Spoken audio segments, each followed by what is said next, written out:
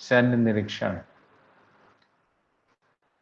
तो इसमें इससे पहले हमने चर्चा किया कि कैसे अर्जुन ने भगवान श्री कृष्ण को कहा कि आप मेरे रथ को दोनों सेनाओं के बीच में स्थित कीजिए, मैं सबको देखना चाहता हूँ कि लड़ने के लिए आतुर कौन कौन लोग हैं।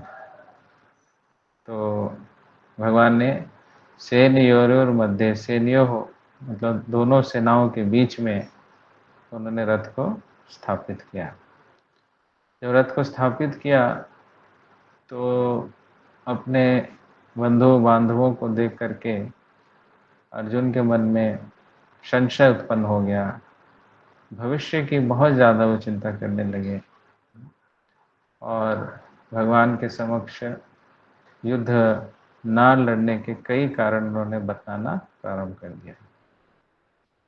तो ये जो 28 से लेकर के 46 नंबर श्लोक है, इसमें अर्जुन युद्ध में क्यों न लड़ूं इसके विषय में चर्चा करते हैं।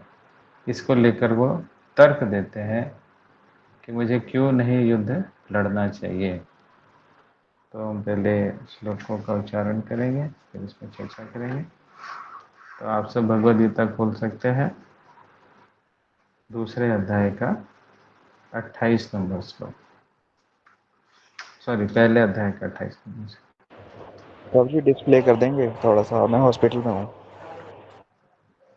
डिस्प्ले हमारे हैंडलर्स जीवनदीप प्रभु,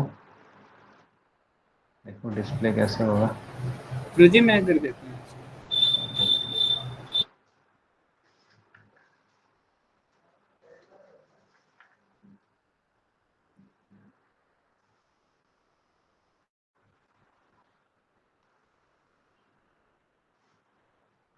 तो जिनके पास गीता है वो गीता पढ़ सकते हैं, तब तक वो डिस्प्ले भी कर रहे हैं।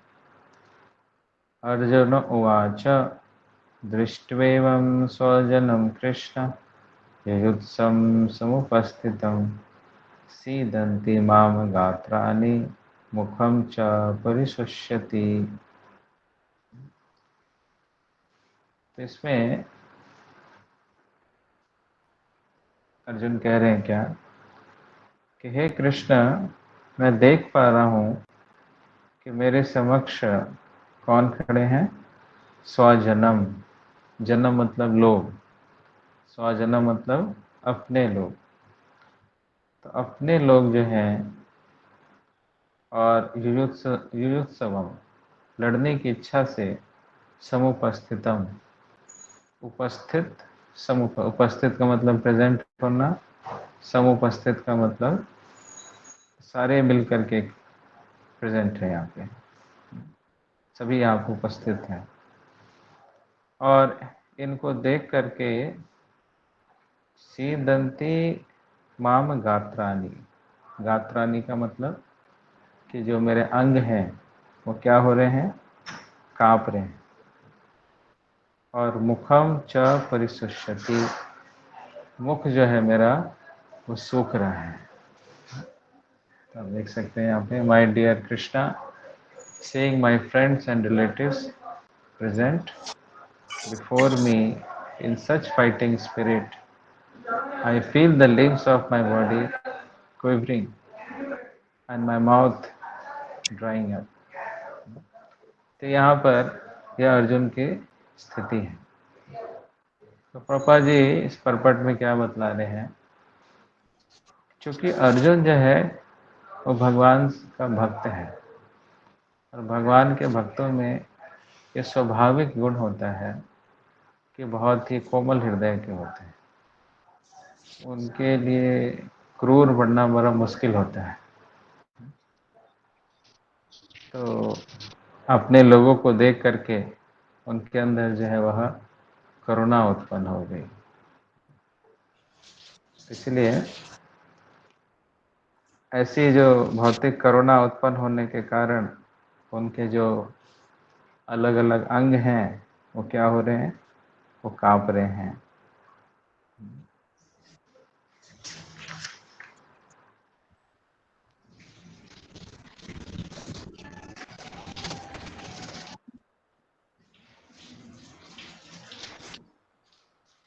तो प्रभुपाद जी इसमें अंत में कह रहे हैं परपट में कि यस्यास्ति भक्तिर्भगवती अकिंचना सर्वैर्गुणैस्तत्र समासते सुरा हराव भक्तस्य कुतो महद्गुना मनोरथेना सती धावतो वही। कि भगवान के जो भक्त होते हैं उनके अंदर देवताओं के गुण अपने आप प्रकट हो जाते हैं। तो किसी के लिए करुणा उत्पन्न करना, किसी के लिए कंपैशनेट होना, ये किसका लक्षण है? ये भक्तों का लक्षण है। भक्त ही किसी को दुख में देख करके दुखी होता है, कष्ट में नहीं छोड़ सकता। अगर कोई कष्ट में है तो उसको नहीं छोड़ सकता। तो अर्जुन की ये स्थिति है कि वो साफ साफ देख पा रहे हैं कि अभी युद्ध होने जा रहा है, और युद्ध होगा तो दोनों तरफ की सेनाएं मरेंगी, और दोनों तरफ के जो लोग हैं उनके ही लोग हैं। तो इसलिए उनका हृदय द्रवित हो रहा है। लेकिन दूसरी तरफ दुर्योधन है, तो उसका कोई हृदय द्रवित नहीं हो रहा है। उतने लोग मारे जाएंगे, इसका उसका कोई दर्द नहीं हो रहा है। उसको ये दिख रहा है कि मैं जीतूंगा और इनको मार करके मैं राज्य को प्राप्त करूंगा। तो ये अंतर होता है एक भक्त में और एक अभक्त में। भक्त जो है वह अपने विषय में बाद में सोचता है और दूसरों के विषय में पहले सोचता है, और जो अभक्त है वो पहले अपने विषय में सोचता है, दूसरों के विषय में बाद में सोचता है। तो डिवोटीज जो है वह डिवोटीज का ऐसा होना चाहिए, उनको सेल्फिश नहीं होना चाहिए बल्कि सेल्फलेस होना चाहिए। स्वार्थी नहीं, निस्वार्थ होना चाहिए। तो अर्जुन के हृदय में उन सब के लिए करुणा इसलिए उत्पन्न हो रही है क्योंकि वह भगवान का भक्त है। तो इसलिए उनकी इच्छा नहीं है कि वो युद्ध करें। उनके रोंगटे खड़े हो रहे हैं, उनके हाथ पांव ये सब कांप रहे हैं। Is not ready for the fight. फिर उसके अगले श्लोक में क्या हो रहा है? वेपथुश्च शरीरे में रोमहर्षश्च जायते गांडीवं संस्कृते हस्तात् त्वक्चैव परिदह्यते। कि उनकी जो वेपुथु, उनका जो शरीर है वो कांप रहा है, और जितने भी रोम हैं वो खड़े हो गए हैं, और उनके हाथ का जो गांडीव है वो उनके हाथ से छूटा जा रहा है। स्लिपिंग, कॉन्फिडेंट फील नहीं कर रहे, इज़ वेरी नर्वस। जैसे स्टूडेंट होते हैं जब एग्ज़ाम देने के लिए जाते हैं, तो कई स्टूडेंट्स आप देखते हैं कि वो नर्वस हो जाते हैं। जो नर्वस हो जाते हैं तो उनके हाथ का जो गांडीव है, उनके हाथ का गांडीव क्या है? पेन। तो उनका पेन कांपने लगता है, और जितना कुछ उन्होंने याद किया है वो भूलने लगते हैं। तो ये किस लिए होता है? ये कब स्थिति उत्पन्न होती है? जब हम नर्वसनेस ज़्यादा हो जाती है, उस समय ये स्थिति उत्पन्न होती है। तो यहाँ पे हम देख पा रहे हैं अर्जुन इज़ वेरी नर्वस। जो गांडीव उनके हाथ में बहुत शक्ति से वो धारण करते हैं, वही गांडीव अब उनके हाथ से क्या हो रहा है? हिल रहा है। तो ये किस कारण से? क्योंकि उनको दिख रहा है कि युद्ध एक ही परिवार के बीच में हो रहा है। तो यहाँ पर प्रभुपाद जी बतला रहे हैं कि दो प्रकार से कंपन होता है, और दो प्रकार से रोंगटे खड़े होते हैं। चाहे तो आध्यात्मिक दृष्टिकोण से, जब कोई भक्ति में बहुत उन्नत हो जाता है तो उसके भी रोंगटे खड़े हो जाते हैं, या फिर कोई बहुत भय की स्थिति में। दोनों की स्थिति में, यह स्थिति दोनों परिस्थिति में ऐसा रोंगटे खड़े होने का स्थिति आती है। लेकिन एक जो है वो दिव्य धरातल पर है और दूसरा जो है वह भौतिक धरातल पे है। तो अर्जुन जो ये क्षण थे वह एक प्रकार से देखने में लग रहा है क्या, ये भौतिक धरातल पे है। तो इसलिए उनके हाथ से गांडीव जो है वो छूटा जा रहा है और उनका हृदय जो है वो जल रहा है और इसके कारण उनकी त्वचा भी जल रही है। तो ये क्यों है? क्योंकि वो सब कुछ शरीर मान रहे हैं, सब जो है वो शरीर है। अगर वो ये मान ले कि जितने भी लोग यहाँ उपस्थित हैं वो शरीर नहीं है, जीवात्माएं हैं और उनकी मृत्यु कभी नहीं हो सकती, तो फिर ये जब वो देख रहे हैं कि सब मारे जाएंगे, सब नाश हो जाएगा, सब नष्ट हो जाएगा, तो इस स्थिति को वो कॉम्प्रिहेंड नहीं कर पा रहे, जिसके कारण से वो नर्वसनेस की फीलिंग आ रही। तो भय की अवस्था में जब कोई व्यक्ति बहुत भयभीत हो जाता है तो वैसी स्थिति उत्पन्न होती है। और भय का कारण क्या है? भय का कारण है द्वितीया अभिनिवेशतः, कि भगवान के अलावा अगर कोई अपनी चेतना को अभिनिवेश करता है, इन्वेस्ट करता है, निवेश मतलब इन्वेस्टमेंट, अभिनिवेश मतलब विशेष रूप से इन्वेस्ट करता है, उसके बारे में सोचता है। अभिनिवेश, चेतना का अभिनिवेश का मतलब है उस विषय में काफ़ी चिंतन करता है, तो फिर क्या होता है उसके साथ? भयम, उससे भय उत्पन्न होता है। लेकिन जो भगवान के बारे में चिंतन करता है, भगवान से जुड़ा रहता है, तो फिर उसका भय जो है वो समाप्त हो जाता है।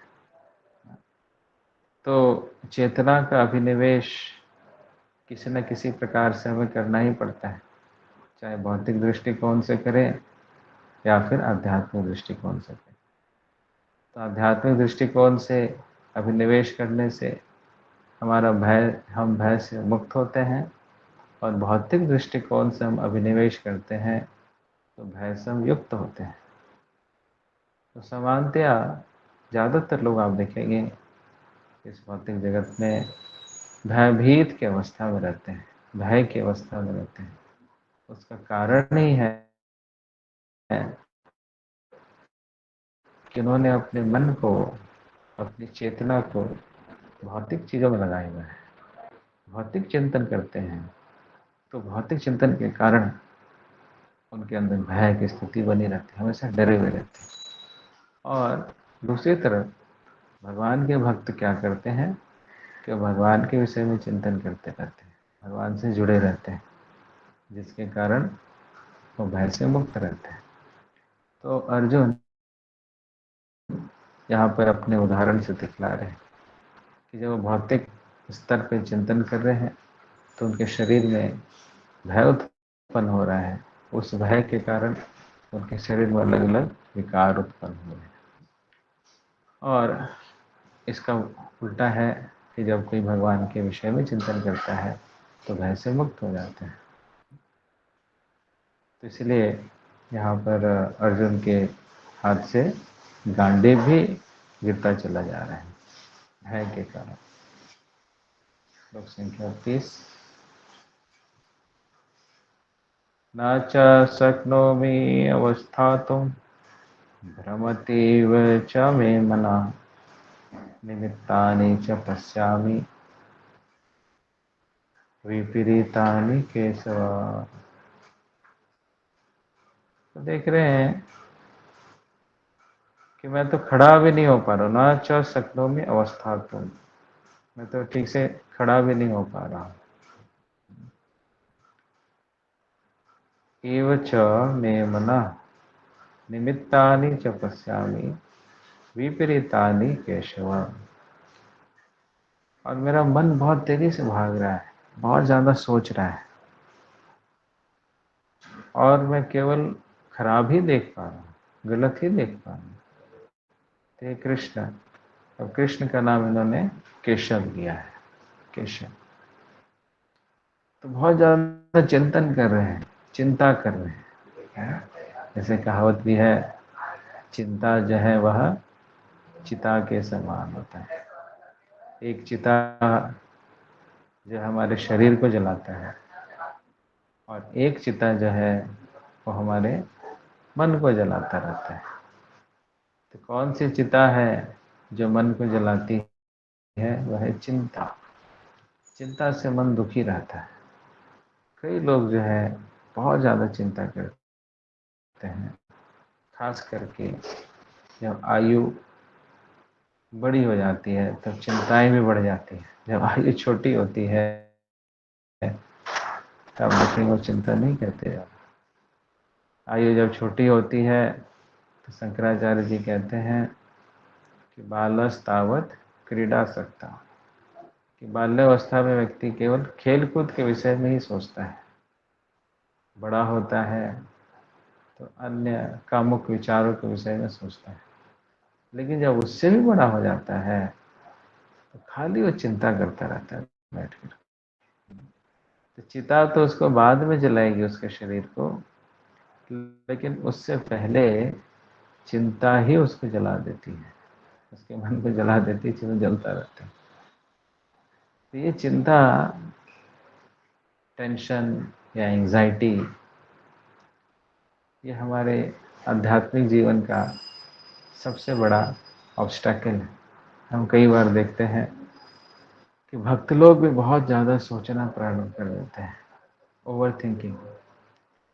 तो कोई अगर बहुत ज़्यादा सोच रहा है, ओवर थिंकिंग कर रहा है, इसका क्या मतलब? तो उसको भगवान पर भरोसा नहीं, या फिर सब कुछ को वो कंट्रोल करना चाह रहे हैं। हम कंट्रोलर तो हैं, ऐसा शास्त्र कहते हैं और हम देखते भी हैं।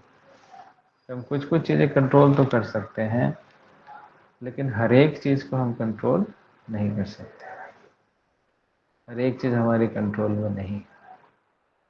तो जो चीज़ हमारे कंट्रोल में नहीं है उसको कंट्रोल करने का प्रयास करने के कारण चिंताएं होती हैं। तो जो चीज़ हमारे कंट्रोल में नहीं होती तो वहाँ पर हमें भगवान की सहायता लेनी चाहिए, भगवान से प्रार्थना करनी चाहिए और भगवान के जो योजनाएं हैं उन योजनाओं के ऊपर आश्रित होना चाहिए और भगवान की पूर्ण श्रद्धा होनी चाहिए कि अभी मुझे आगे कुछ दिख नहीं रहा, लेकिन निश्चित रूप से भगवान का मेरे लिए कुछ न कुछ अच्छा योजना होगा। इतना भरोसा होना चाहिए। तो तब जो है हम अपनी चिंताओं से मुक्त हो सकते हैं। चिंता भविष्य के दुर्घटना को लेकर के होती है, या भूतकाल में कोई दुर्घटना घटी है उसकी वजह से होती है। शोक की अवस्था से, भय की अवस्था से हम मोहग्रस्त हो जाते हैं, चिंताग्रस्त हो जाते हैं। तो अर्जुन यहाँ पर चिंताग्रस्त क्यों हो रहा था? क्योंकि अर्जुन भविष्य का देख रहा था, भविष्य के परिणामों को देख रहा था। उसको सोच करके वो वर्तमान में चिंतित महसूस कर रहा था।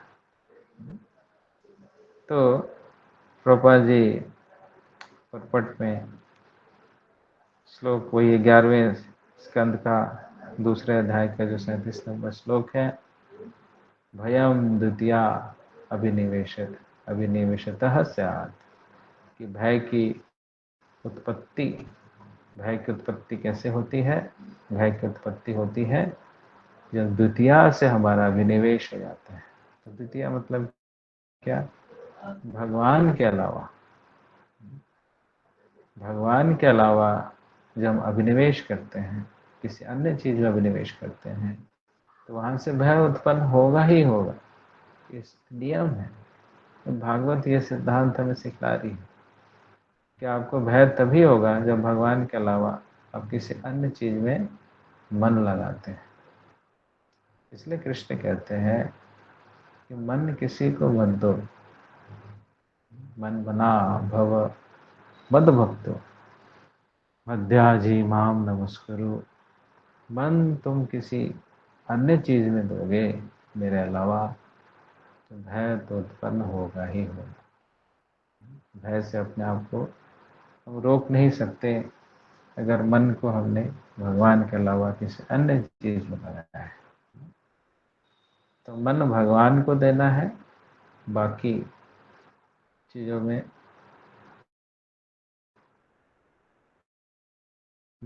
मन नहीं देना। बाकी आप सेवा कीजिए, अपनी ड्यूटीज कीजिए, कर्तव्य कीजिए, लेकिन मन मत कीजिए। भगवान का ही कहना है, मन मुझे दे दो बस, बाकी तुमको जो करना है करो, लेकिन मन मुझे दे दो, मन किसी को मत दो। द्वितीया में अभिनिवेश करते हैं मन को, तो फिर भय ही होगा। तो अर्जुन की भी ये स्थिति है कि मन अभी उसका परिणामों में लगा हुआ है, इसलिए वह भयभीत हो रहा है। 31 नंबर श्लोक।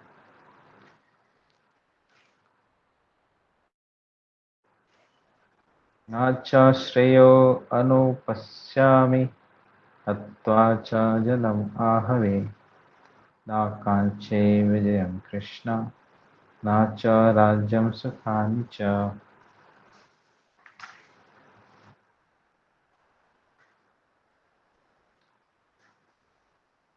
कह रहे कि I do not see any good can come from killing my own kinsmen in this battle, nor can I, my dear Krishna, desire any subsequent victory, kingdom or happiness.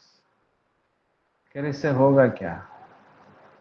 सारे बंधु बांधव जो रिश्तेदार हैं वो मारे जाएंगे, और अगर प्राप्त हो भी गया, वो राज्य अगर प्राप्त हो भी गया, तो फिर किसके साथ हम सुख का आदान प्रदान करेंगे? सुख का आदान प्रदान तो स्वजनों के साथ ही होता है। जब सारे स्वजन जो है वो मारे जाएंगे, तो फिर राज्य को जीत करके क्या लाभ? तो ऐसे देखिए वो अलग अलग कारण दे रहे हैं। तो एक कारण यही दे रहे हैं कि अगर हम जीत भी जाते हैं तो फिर इसका कोई लाभ तो है नहीं, क्योंकि सभी लोग मारे जाएंगे। ये दूसरा कारण है। पहला कारण जो इसके अगले पिछले श्लोक उन्होंने बोला था कि उनको देख करके मुझे दया आ रहा है, क्योंकि ये सब मेरे ही अपने ही लोग हैं, अपने ही लोगों का वध मैं किस प्रकार से कर सकता हूँ, कंपैशन। और दूसरा कारण जो उन्होंने दिया कि अगर हम जीत भी जाते हैं, अगर हम जीत भी गए तो क्या हो गया? इससे जो है हमारे लोग ही नहीं बचेंगे, और जब सारे लोग चले जाएंगे तो ये राज्य को प्राप्त करने का क्या लाभ? ये दूसरा। फिर 32 से लेकर के 35 लोग। किम नु राज्येन गोविंद किं भोगे जीवितेन वा येषाम् अर्थे कांचितं नो राज्यं भोगा सुखानि च त इमे अवस्थिता युद्धे प्राणास्तक्त्वा धनानि च आचार्यः पितरः पुत्रः तथैव च पितामहः मातुला स्वसुरः पौत्रः शाला सम्बन्धिनस्तथा एतान्नाहं तमिच्छामि घ्नतोऽपि मधुसूदन। अपि त्रैलोक्यराज्यस्य हेतुः किं नो महि कृते निहत्य धार्तराष्ट्रान्नः का प्रीतिः स्याद् जनार्दन। तो ये 4 श्लोक हैं। इन 4 श्लोकों में अर्जुन क्या कह रहे हैं कि ओ Govind, of what avail to us our kingdom, happiness, or even life itself, when all those for whom we may desire them are now arrayed on this battlefield? O Madhusudan, when teachers, fathers, son, grandson, maternal uncles, father-in-law, brother-in-law, and all other relatives are ready to give up their lives and properties, and are standing before me. Why should I wish to kill them? Even they might otherwise kill me, O maintainer of all entities. I am not prepared to fight with them, even in exchange for the three worlds. Let alone this earth, what pleasure will derive from killing the sons of the last. तो यहाँ पर ये कह रहे कि क्या हो जाएगा अगर हम युद्ध जीत भी गए, होगी और जिनकी होगी वो लोग कौन है? मामा है, चाचा है, ताऊ है, ससुर जी हैं, साले जी हैं और इतने सारे रिलेटिव्स हैं। इन्हीं के साथ तो हमारा एक्सचेंजेस होता है, आदान प्रदान होता है। और यही लोग चले जाएंगे तो फिर आदान प्रदान कैसे होगा? जब आदान प्रदान नहीं होगा तो फिर आनंद कहाँ से होगा? तो यहाँ पर गोविंद भगवान के बहुत सारे नामों का उच्चारण किया गया है। इससे पहले केशव भगवान का नाम है, केशव, जिन्होंने केसी नाम के राक्षस का वध किया। यहाँ एक नाम है गोविंद। गोविंद का मतलब है जो हमारे इंद्रियों को आनंद प्रदान करने वाले हैं। फिर एक नाम यहाँ बताया है मधुसूदन। मधुसूदन का मतलब है कि जिन्होंने मधु नामक राक्षस का वध किया है। तो अलग अलग नामों से वो बोल रहे हैं और जिनको पूरा विश्वास है भगवान के ऊपर, इसलिए वो उम्मीद कर रहे हैं कुछ सोल्यूशन निकलेगा। और भगवान जो है उनकी बातों को केवल सुन रहे हैं, अभी सुन रहे हैं, अच्छे से सुन रहे हैं। बाद में अच्छे से सुनने के बाद वो उनको रिस्पॉन्ड करेंगे। हरे कृष्ण। मेरी आवाज़ आ रही है? बंद हो गई? आ रही है प्रभु जी, आ जी रही प्रभु जी आ रही है। आ रही है। एक दो लोग कोई वीडियो ऑन रखो तो मुझे पता है, कुछ हिलता डुलता रहता है ना, तो मुझे पता चलता है जो एक्टिव है। तो सबके कुछ कुछ हिलना चाहिए, लगता है कि चल रहा है कुछ कुछ। ओके, तो अभी तक के डिस्कशन में कोई प्रश्न है किसी का? तो कुछ पूछना चाहते हैं पूछ सकते। प्रभु जी अगर जैसे मैं हॉस्पिटल में एडमिट हूँ अभी, तो मैं मुझे भी कई बारी वो हार्ट की प्रॉब्लम हुई है ना, तो ऐसा लग रहा है लाइफ की होप खत्म हो रही है। अच्छा, आप हॉस्पिटल में हैं? हाँ जी प्रभु जी। क्या हो गया? प्रभु जी हार्ट में थोड़ा सा दिक्कत हुई थी ना, धड़कन एकदम से बढ़ गई थी।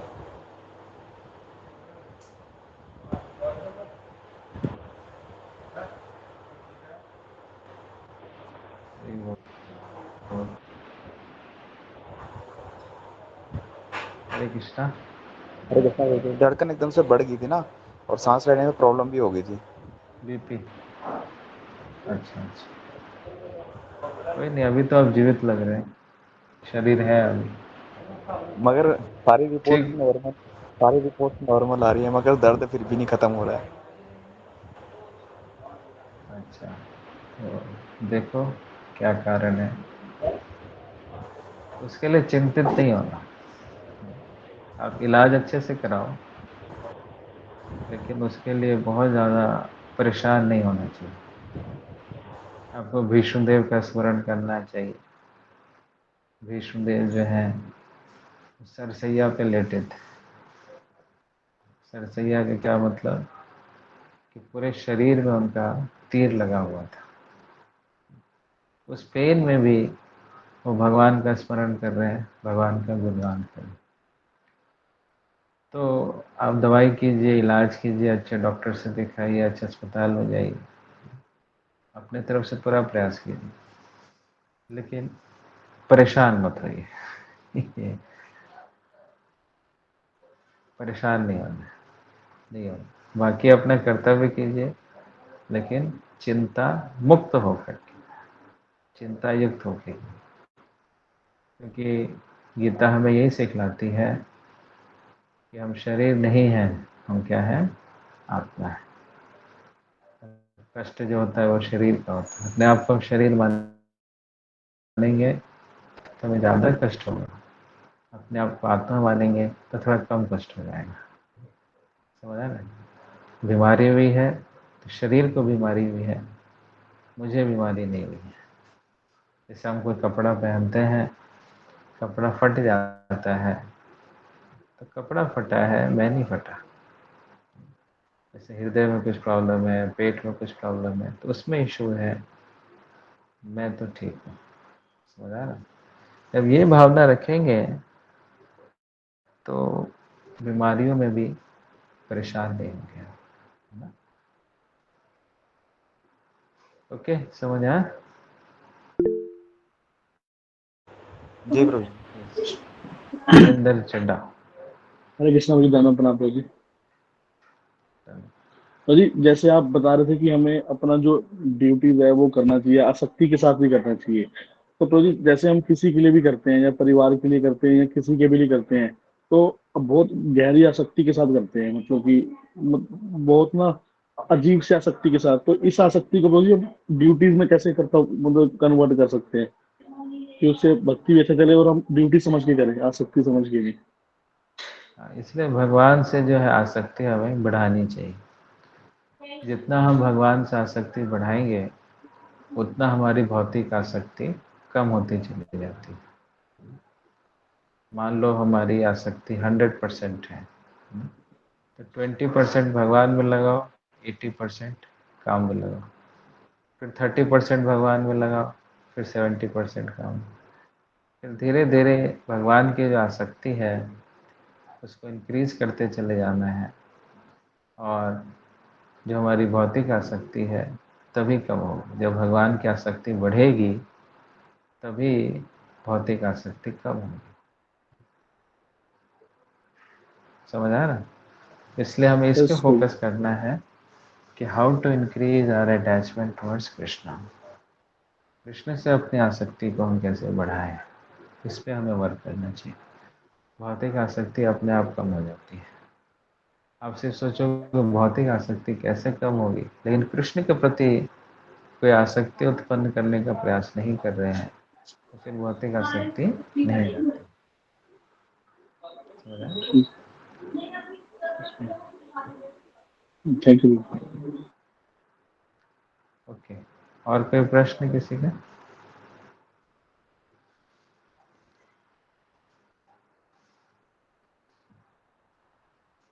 ओके, तो आते हैं 36 नंबर श्लोक में।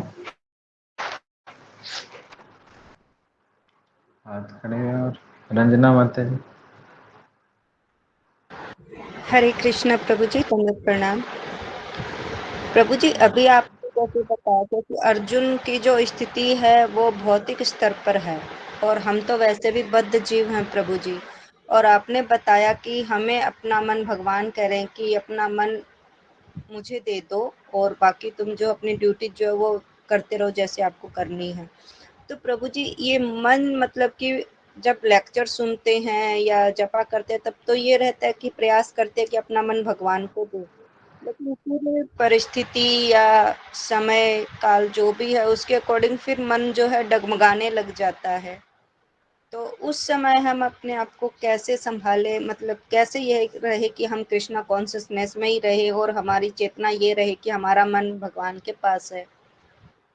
तो ये इसलिए इसलिए हमें इसके लिए अभ्यास करना चाहिए।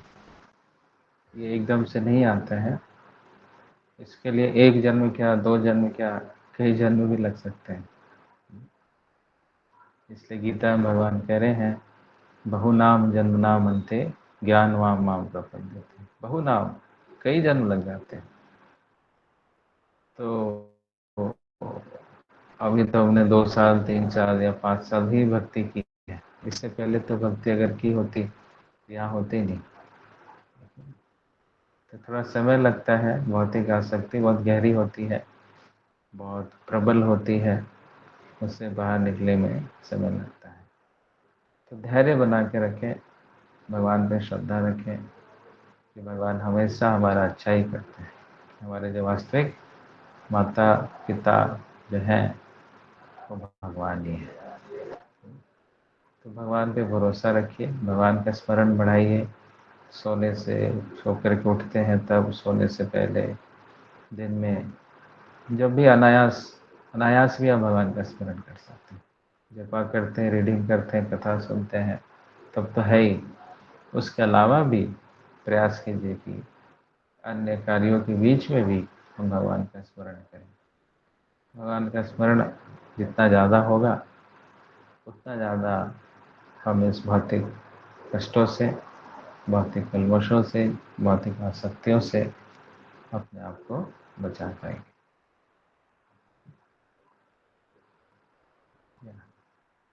ऋतिका, हरे कृष्ण प्रभु ऋतिका जी। माता। हाँ जी। प्रभु जी, जैसे आपने सुबह वाली क्लास में बताया था कि जैसे माता जी ने भी पूछा कि हम अपना ध्यान कैसे लगा सकते हैं, हम भटक जाते हैं, काशी का व्रत रखने के बाद अगले दिन भूल जाते हैं कि हमने क्या कर्तव्य करने हैं। तो आपने कहा था कि कृष्ण की सेवा में अपने आप को लगाए। कृष्ण सेवा और कृष्ण भक्ति में क्या डिफरेंस है? एक ही है, कृष्ण सेवा कृष्ण भक्ति एक ही। भज, भक्ति जो है वो भज धातु से बना है, और भज का मतलब क्या है? To serve. प्रभुपाद जी इसको एक लेक्चर में बताते हैं। भज धातु से भक्ति बना, और भक्ति का मतलब क्या? सेवा करना। इसलिए प्रभुपाद जी ने भक्ति का जो ट्रांसलेशन किया है अंग्रेजी में, वो क्या किया है? Devotional service. उन्होंने डिवोशन नहीं लिखा, उन्होंने लिखा डिवोशनल सर्विस। तो भक्ति है तो मतलब सेवा है, वही हमारा एक ही है, सिनोनिम आप समझिए। भक्ति का मतलब भगवान की प्रेममयी सेवा।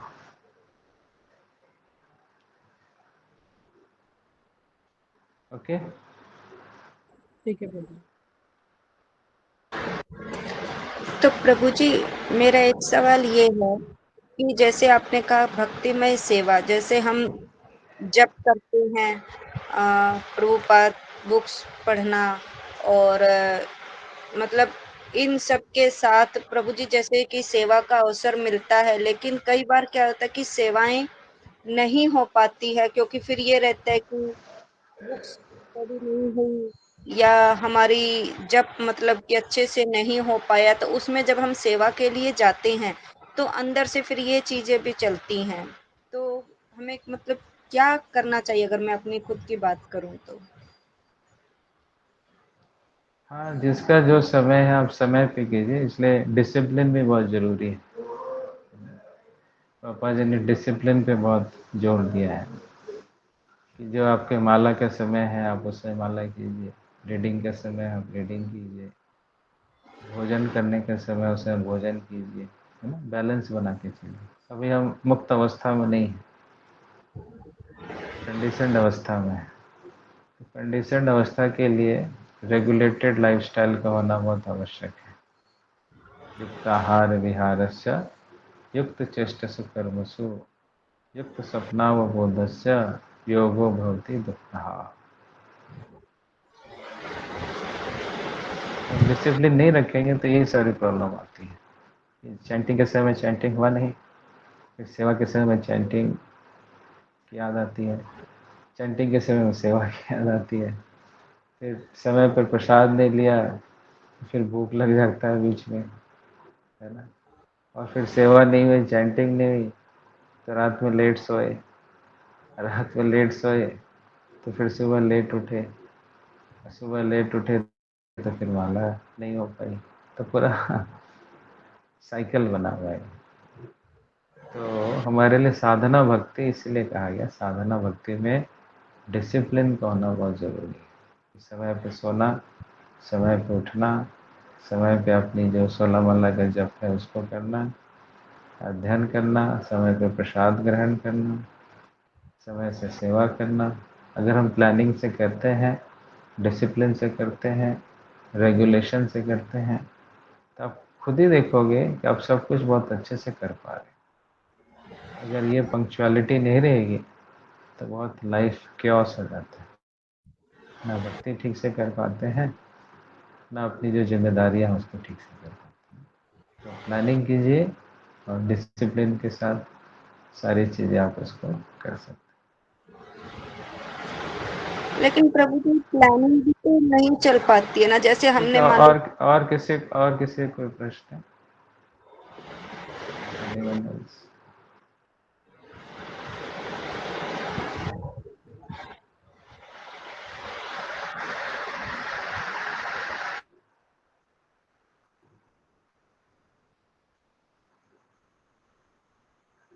किसी के प्रश्न है? और एनी कमेंट? क्या समझ आया? कौन बताएगा आज की क्लास से क्या समझ आया? हैंड रेज करो।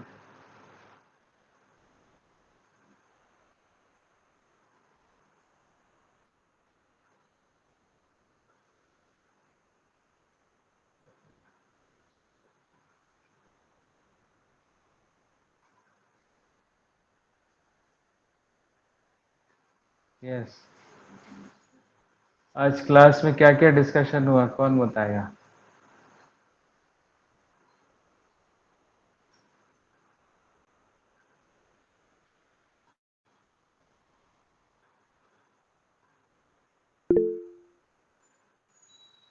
शिखा, या बोलिए।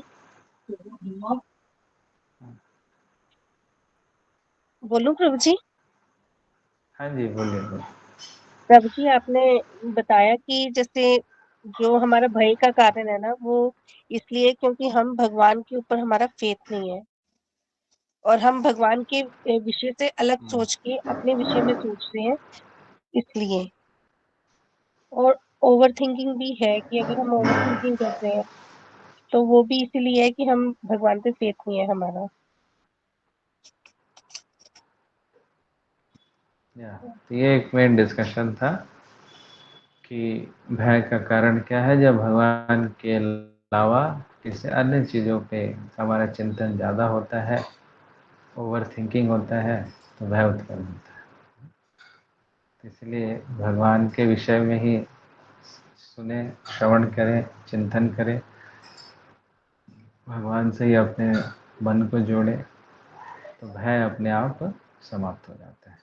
भय वहाँ नहीं रह सकता जहाँ पर भगवान की उपस्थिति है। भगवान की अनुपस्थिति में ही, भगवान के एब्सेंस में ही भय उत्पन्न होता है।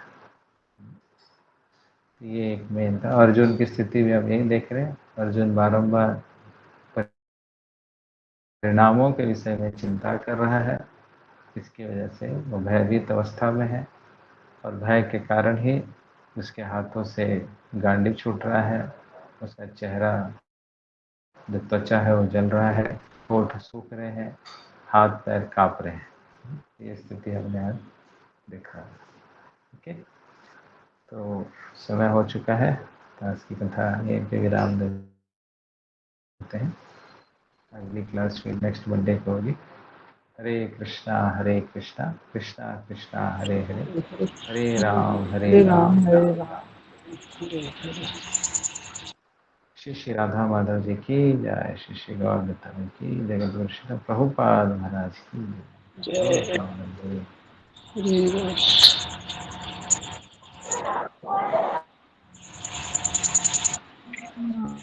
हरे कृष्ण।